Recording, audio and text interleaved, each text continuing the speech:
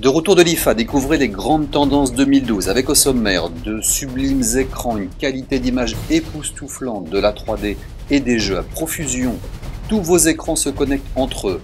De plus en plus de services sur vos téléviseurs, l'arrivée de la Google TV, des innovations surprenantes, les nouveaux PC, tablettes et mobiles, l'Internet s'invite maintenant dans les objets et les gadgets insolites repérés dans les allées de ce salon. Près de 250 000 visiteurs ont parcouru cette année les allées de ce salon de l'IFA, où sont mis à l'honneur des technologies et des produits remarquables, comme par exemple cette année l'OLED, technologie que l'on connaissait auparavant sur les équipements mobiles. Et bien, cette année, les fabricants de téléviseurs ont enfin réussi à en équiper leurs produits. Des images d'une qualité jamais vue réellement, des lois vraiment intenses, des couleurs superbes, des épaisseurs de dalles encore plus fines, mais le prix à payer pour cela reste encore très élevé, puisqu'annoncé aux alentours de 10 000 € pour les premiers produits commercialisés pour cette fin d'année. Certains de ces téléviseurs OLED permettront même de voir deux programmes différents sur un même écran. On appelle ça le multiview, avec une obligation toutefois qui sera de s'équiper de lunettes, comme pour un programme 3D. On a testé et ça fonctionne assez bien. Sony, lui, propose une alternative avec ses lunettes vidéo OLED dites immersives. Mais pour ces téléviseurs, il a présenté à Berlin comme beaucoup plus réaliste industriellement sa technologie qu'il appelle le Crystal LED.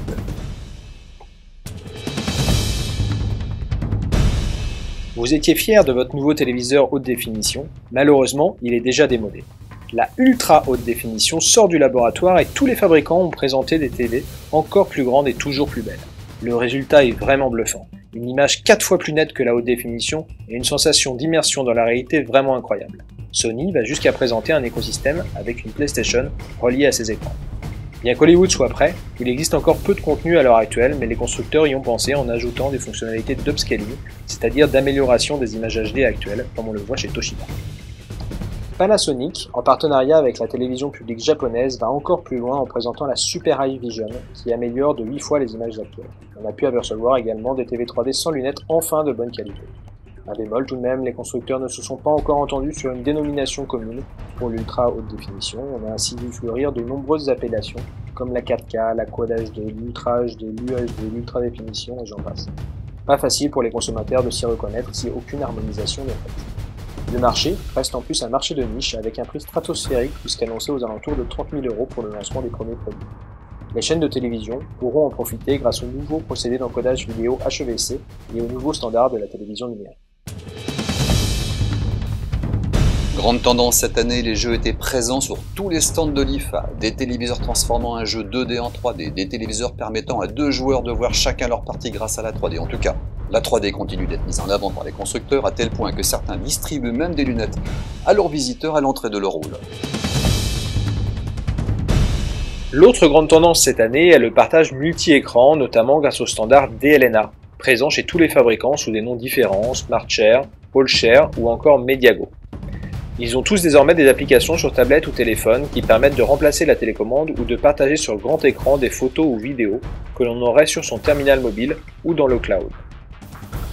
Une nouveauté cette année est l'intégration dans les téléviseurs d'une solution de streaming permettant de continuer de regarder la télé de son salon vers une autre pièce, comme nous le confirment les représentants de Samsung et de Philips. Tablets, S2, S3, for example, or Note. So basically, you can like watch TV in another room. For example, if you want to leave the living room, if you go to the kitchen or the garden, and you want to keep on watching TV, then you just can take your tablet or smartphone with you and still watch it. So you don't miss anything. Simply share. You can push the local content, pictures and videos towards the TV screen, also with sound.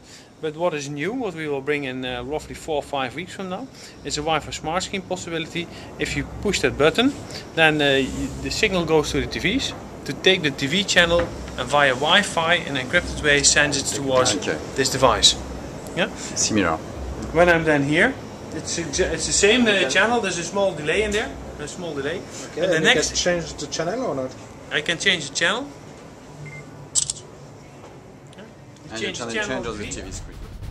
Le labo de recherche allemand Fraunhofer, associé à RTV, effectuait quant à lui une démonstration intéressante d'un système de recommandation de programmes utilisant HbbTV sur le téléviseur et du HTML5 sur une tablette. Autre démonstration très remarquée sur le stand de l'ARD, où nos confrères de la télévision publique allemande étaient fiers de présenter leur nouvelle application HbbTV qui est désormais accessible et pilotable depuis n'importe quelle tablette compatible HTML5. Trônant au centre de tous les stands des constructeurs, la TV connectée se fait une place de choix à Berlin, puisqu'elle est au cœur de ce salon et des gammes d'écrans 2012, encore plus grands, plus fins et aux bords et contours quasiment invisibles. Pour taper du texte, les télécommandes se font plus pratiques, disposant pour certaines de leur propre clavier. Les partenariats industriels s'affichent, le standard européen HbbTV en plus de tous les grands constructeurs internationaux est maintenant intégré dans les gammes des Chinois Haier et Changgong et du Turc Vestel. Des solutions aussi pour rendre connectable un téléviseur qui ne l'était pas, mais surtout l'occasion pour ces industriels d'y présenter les derniers accords et nouveautés des offres de TV connectées. Technisat, lui, propose d'innovants services de recommandation de programmes et mixte chaîne TV télédiffusée et chaîne TV streamée dans la liste de zapping. Quant à la Social TV, Philips va désormais en faire une fonctionnalité de base de tous ces téléviseurs connectés à l'instar des grands fabricants pour qui Facebook et Twitter sont désormais des services incontournables. L'autre grande nouveauté attendue de ce salon, la Google TV. Elle trouve sa place chez les grands constructeurs. Learn more about getting the most out of the TV, web and apps you love with the LG Smart TV with Google. La Google TV est présentée chez LG, Sony, Samsung et même chez le fabricant chinois Hisense. Chez LG, c'est une véritable Google TV intégrée dans un téléviseur, mais pas de date officielle de sortie et un prix annoncé entre 1700 et 2300 $. In the States, 55 inches is about $2,300 and the 47 inches one is about $1,700. A noter chez Samsung que la Google TV est en fait une Smart TV Samsung qui intègre les fonctionnalités de la Google TV, c'est-à-dire qu'elle tourne avec le middleware Samsung et son interface caractéristique, et qu'elle est compatible avec les applications Google TV. On y retrouve ainsi, au milieu des Samsung Apps, les applications YouTube, Chrome ou le Google Play Store. Toutefois, cette TV Samsung n'est qu'un prototype technologique dont aucune date ou confirmation de commercialisation n'est annoncée. En attendant, Sony annonce pour le 24 septembre le lancement en France de son boîtier Google TV aux alentours de 200 €. Très remarqué cette année les exposants chinois, du plus petit au plus grand, qui ont montré leur aptitude à innover. Haier a présenté ses prototypes visant à utiliser le corps humain comme simple télécommande d'un téléviseur. Pari audacieux qu'on s'est empressé de tester sur place, l'occasion était trop belle. Premier test, sur un téléviseur piloté par votre regard, une caméra suit les déplacements de vos yeux et réagit au clignement de vos paupières. Difficile de dire si ce produit sera un jour industrialisé, mais en tout cas, le prototype fonctionne. Deuxième test, appelé Brainwave. Encore plus surprenant est la prise de contrôle d'un téléviseur par votre simple pensée.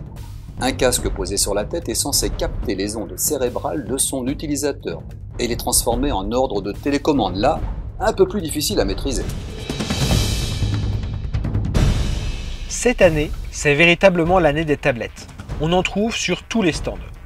Assez peu d'iPad visibles, sauf bien sûr sur les stands qui vendent des accessoires, mais chez les constructeurs présents à l'IFA, la majorité des terminaux mobiles tournent sous Android, comme on le voit ici chez Sony, qui présente sa nouvelle gamme de téléphones et de tablettes appelée Xperia. Ces nouveaux terminaux sont équipés de processeurs multicore ultra rapides. Et la fluidité est vraiment au rendez-vous. Et ça change tout. Le confort d'utilisation est inégalé par rapport à ce que l'on connaissait déjà. Des tablettes, on en a vu partout, notamment sur les stands des fabricants asiatiques qui en présentaient de toutes les formes et de toutes les tailles. Acer, de son côté, présentait sa tablette, également sous Android, en insistant sur la présence des nombreuses connectiques possibles, comme le port USB qui manque à son principal concurrent, l'iPad. Également sur son stand, la possibilité de tester l'ensemble de sa gamme de téléphones mobiles qui tourne aussi sous Android. À côté des tablettes, les e-readers, ici Pocketbook et Libri, étaient également au rendez-vous pour présenter leurs nouveaux produits. Mais la grande nouveauté, c'est l'arrivée massive de Windows 8, parfaitement intégré sur les mobiles, tablettes et PC portables. Tous les fabricants de PC, sans exception, font des démonstrations de leurs produits avec Windows 8 et la majorité de ceux-ci sont équipés d'écrans tactiles pour tirer pleinement parti de ce nouveau système d'exploitation. On retrouve également plusieurs nouveaux concepts de PC hybrides mixant tablette et PC portable, avec par exemple ce PC Lenovo capable de se plier à 360 degrés. Également, la tablette Samsung Active que l'on voit ici et qui dispose en option d'un clavier dans lequel elle peut venir se clipser pour se transformer en PC portable. Également chez Samsung, un PC Dual Display, c'est-à-dire disposant de deux écrans, un écran à l'extérieur pour servir de tablette une fois refermé et un écran à l'intérieur côté clavier. Toutefois, vu le poids de la machine et son probable prix, on doute un peu de la réalité commerciale. Mais n'empêche, Windows 8 permet aux fabricants de se lâcher côté innovation. L'IFA est un énorme salon de l'équipement électroménager et audiovisuel. Ces univers migrent l'un comme l'autre dans le monde de l'objet connecté. Pour vos équipements domestiques, ils vont cette année être proposés comme raccordables, eux aussi à Internet. La cuisine, où les équipements sont mis en réseau, les lave-linges connectés qui donnent sur vos tablettes et smartphones l'état d'avancement des cycles de lavage et plein d'autres informations plus ou moins utiles. Reste à connaître l'adoption de ces fonctionnalités par le public. En tout cas, les visiteurs semblaient curieux. Le monde de la santé s'invite aussi sur vos mobiles par de petits accessoires reliés à votre smartphone, des thermomètres, des tensiomètres, des mesureurs de glucose. Votre médecin sera ravi. Vos plantes seront aussi connectées. Oui, c'est un capteur Wi-Fi pour les plantes. On mesure l'humidité du sol, la température et la lumière. Et avec un Wi-Fi, on envoie les data à notre cloud.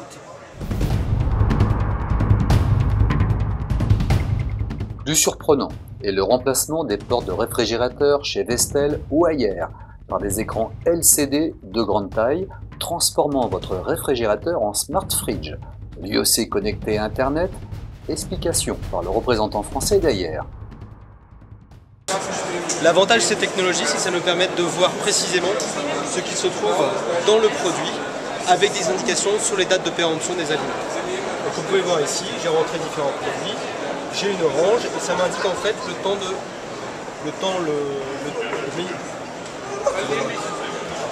et ça m'indique en fait à quel moment avant quel moment je dois consommer mon orange. La deuxième chose, c'est que ce réfrigérateur intelligent va me proposer en fait des recettes en fonction des ingrédients, des denrées qui sont stockées à l'intérieur du produit. Là pour l'instant, j'ai une bouteille de vodka à l'intérieur de mon réfrigérateur et je vais lui demander de me proposer un cocktail en fonction des aliments qui s'y trouvent. Le réfrigérateur d'ailleurs détecte qu'il y a de l'orange, une boisson pétillante et de la vodka. Il me propose donc un boulet. Idem chez Samsung. Vos infos du matin proposées sur votre réfrigérateur, lui aussi connecté au sein de leur solution Smart Home. Siemens avait un pavillon d'exposition de 70 mètres carrés en présentant sa vision du futur des objets connectés domestiques, permettant de piloter tous les équipements de sa maison depuis une simple tablette. Même la réalité augmentée est utilisée chez eux, indiquant l'état d'usure de votre hôte de cuisine pour en commander une neuve. Leur concept va jusqu'à envoyer les recettes de votre tablette vers un minuscule vidéoprojecteur directement sur votre plan de travail. L'IFA, c'est l'occasion de découvrir plein de nouveaux produits, et notamment les plus insolites. Commençons par ce nouveau concept d'appareil photo chez Samsung, le Galaxy Camera. C'est un appareil photo classique, sauf qu'il tourne entièrement sous Android, et donc il est possible de partager encore plus rapidement ses photos via Facebook ou Instagram par exemple, ou même de surfer directement sur Internet dessus. Panasonic présentait des plaques à induction intelligentes qui savent reconnaître la taille de vos plats et adapter instantanément la zone à chauffer. Mais l'IFA, c'est aussi 3 halls dédiés aux fabricants asiatiques où, malgré le décalage horaire, les exposants mettaient en avant leur savoir-faire, notamment dans des housses pour l'iPad mini, dont la rumeur annonçait une sortie imminente, et plus sérieusement pour l'iPhone 5, malgré le fait qu'il n'était pas encore annoncé officiellement. D'autres fabricants chinois proposaient le retour des amplis à lampe, cela doit être à la mode puisque Samsung va sortir le sien dans les semaines qui viennent. On a vu également des picoprojecteurs et également des dongles HDMI Android qui permettent de transformer votre vieux téléviseur en TV connecté. Netgear, de son côté, présentait un système de streaming audio via le courant électrique pour pouvoir écouter sa musique partout dans la maison. Delgato a annoncé la sortie de 2 récepteurs TNT pour les mobiles Android et pour l'iPhone. Et enfin, nous avons pu voir de nombreux concepts de télécommande universelle, accessibles directement sur la tablette, pour éviter la multiplication des télécommandes. Et avant de se quitter, clin d'œil de fin d'IFA. En Allemagne, le numérique c'est du sérieux, comme en témoigne cette classe où les élèves semblaient fascinés par toutes ces nouveautés.